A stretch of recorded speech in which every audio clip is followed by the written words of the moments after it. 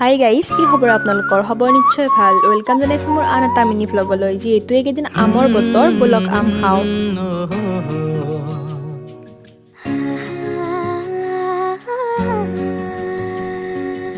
এফুটা হাঁহিৰে হাঁহি সামৰিলে হিয়া মোৰ মৰহি যায়।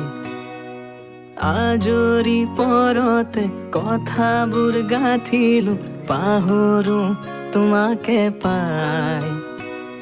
মৰম কি এনেকুৱাই, মৰম কি এনেকুৱাই।